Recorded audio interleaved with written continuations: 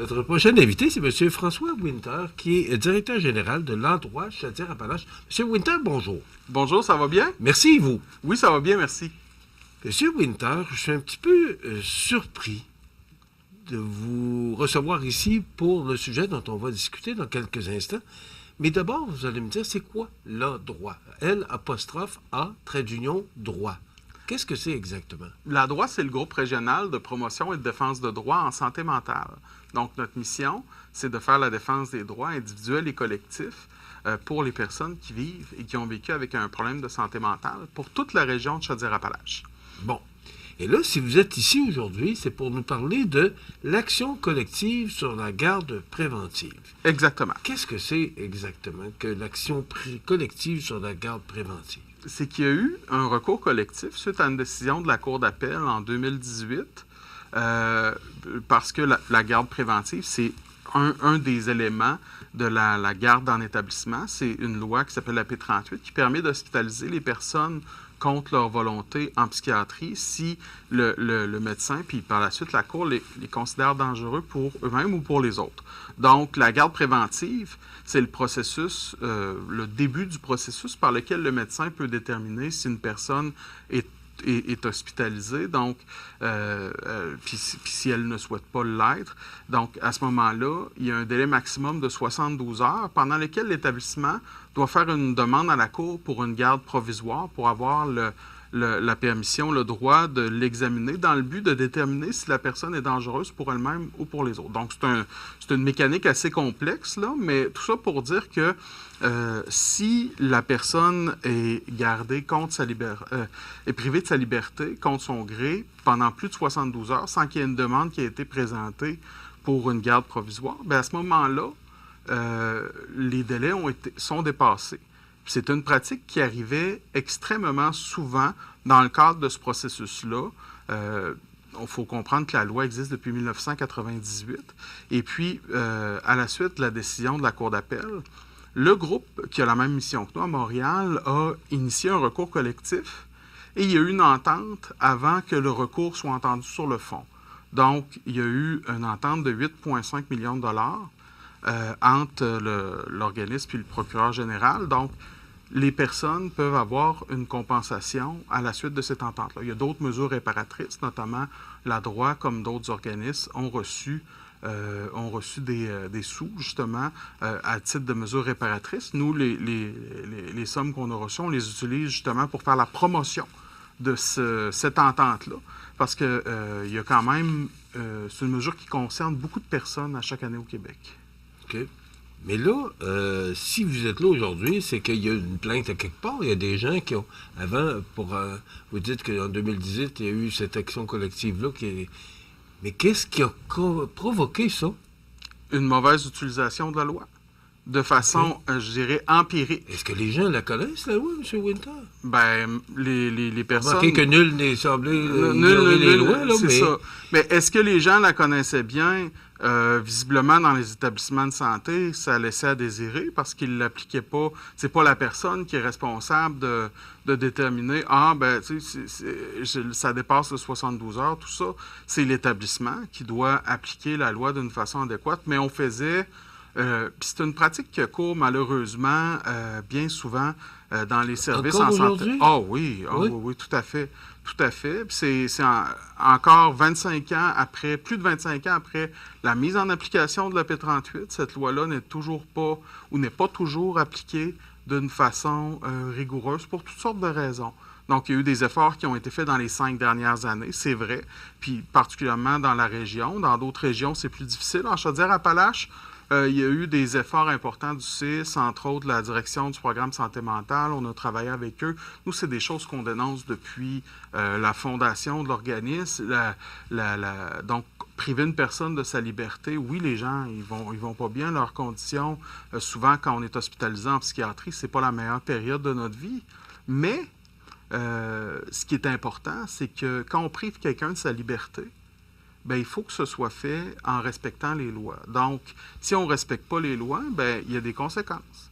Donc, à cet effet-là, bien, les établissements de santé, de façon systématique, n'ont pas respecté la loi, notamment sur la durée de la garde préventive. Puis, il y a eu un recours collectif qui a amené ça. Donc, moi, je ne suis pas surpris. Je ne suis pas surpris par cette situation-là, parce que chaque année au Québec, il y a au-dessus de 20 000 gardes préventives qui sont faites.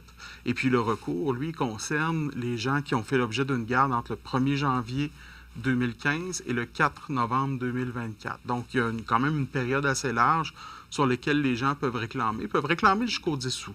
OK. On va en parler dans quelques instants, mais qui doit appliquer cette lettre-là? Est-ce que c'est l'établissement de santé? Est-ce que c'est le parent qui amène cette personne-là? Ben, parce que contre son gré, je suis un petit peu... je vous pose la question parce que je me dis, mais si cette personne est rendue là, c'est peut-être un proche parent, un proche aidant qui amène la personne à l'hôpital. Ah, ça, c'est autre chose, par contre. OK. Mais là, qui est responsable d'appliquer la loi P38? Bien, le médecin est responsable de débuter la mise en application. Donc, mais après ça, c'est à l'établissement de santé de faire une demande pour la deuxième partie, si on veut. À partir de l'hospitalisation de la personne. Exactement, c'est ça. Mais il y a une autre façon que ça peut être fait aussi, c'est que si un proche souhaite qu'une personne soit hospitalisée parce qu'il considère que cette personne-là est un danger pour elle-même ou les autres, et puis que la personne, soit qu'on s'en pas recevoir des soins. Je dis un proche, mais ça peut être un intervenant ou peu importe. À ce moment-là, il faut qu'il y ait une demande à la Cour du Québec pour une requête pour une garde provisoire.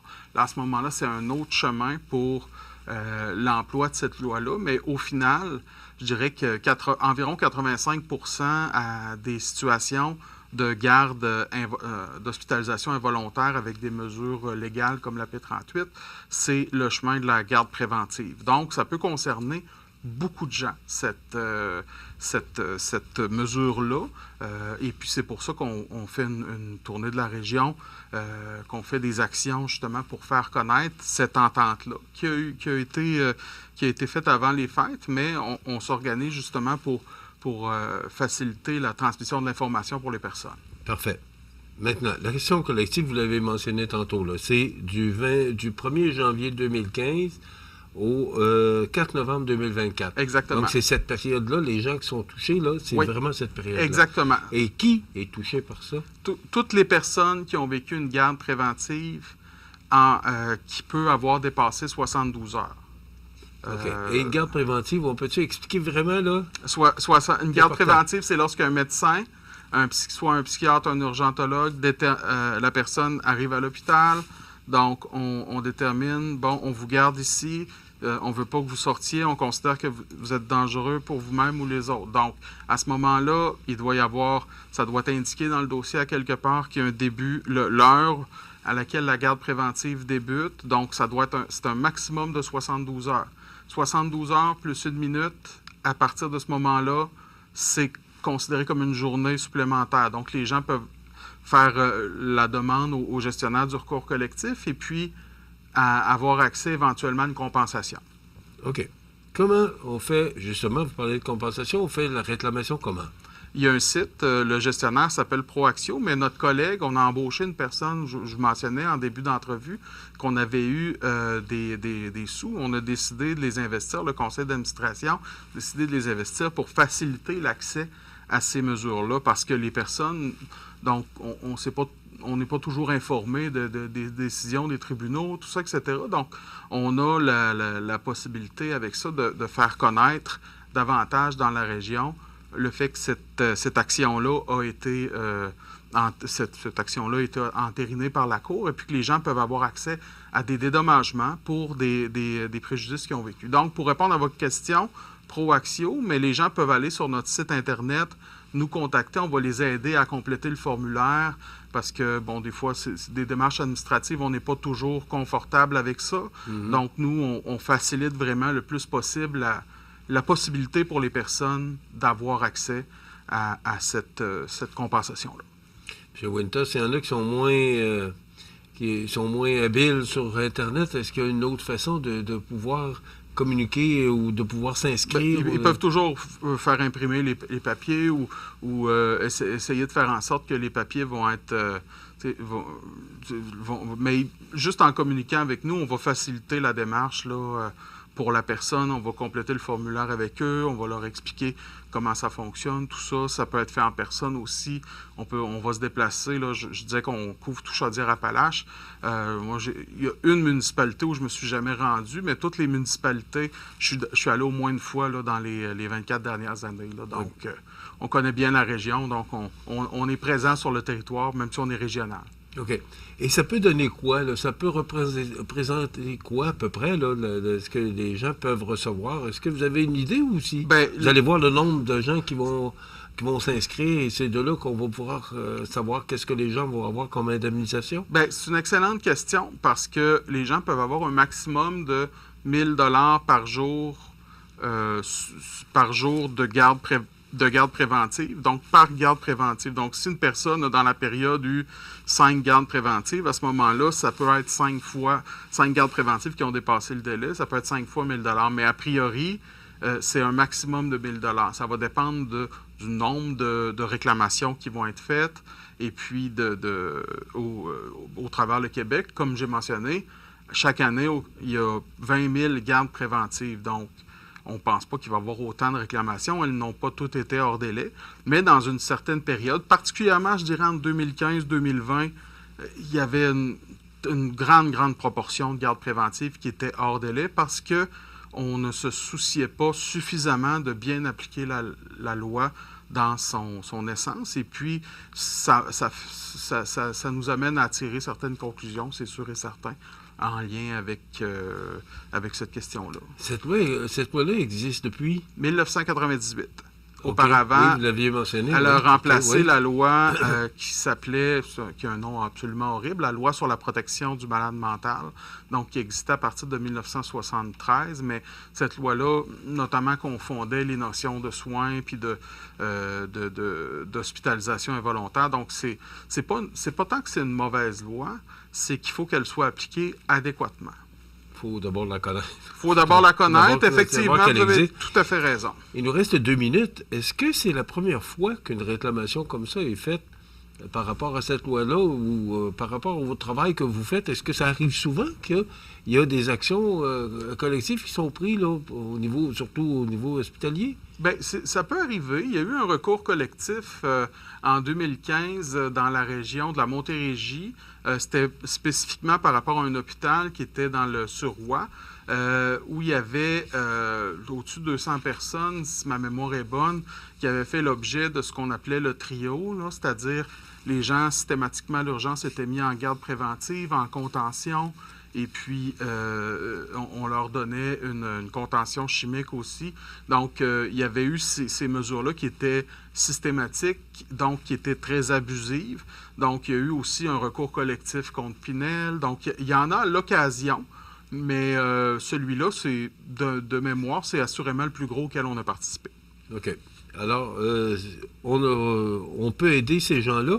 Et là, si on veut facilement communiquer avec vous, M. Winter, ou votre équipe, on fait quoi? Par téléphone, 418-837-1113. Le poste 0, les gens vont parler à Jean Robbins, là, qui est la personne qui est responsable de les aider pour la démarche. Ensuite, on a un numéro sans frais, 1-866-837-1113. Les gens peuvent nous contacter par courriel, ladroit@ladroit.org. Notre site Internet, où on a fait une page spécifique pour le recours collectif, www.ladroit.ladroit.org. Donc, les Facebook, Instagram, LinkedIn, donc on est présent partout. Si on ne trouve pas, on va avoir un problème. Là, hein? Là on essaie d'être visible le plus possible, effectivement. C'est ce que je comprends. Donc, l'endroit, là, je vous le dis, ça s'écrit L''A', trait d'union, droit, D-R-O-I-T. Alors, pour vous, si vous voulez aller sur le site Internet, ce que je comprends, l'endroit, c'est ce que je viens d'épeler, là, mais il n'y a pas d'apostrophe. M. Winter, merci beaucoup. Moi aussi, ça m'a aiguillé, ça m'a appris bien des choses sur ce que vous faites comme travail, mais également sur l'endroit. Merci d'avoir été avec nous. C'est moi qui vous remercie. M. François Winter, qui est directeur général de l'endroit Chaudière-Appalaches. Voilà, ça complète.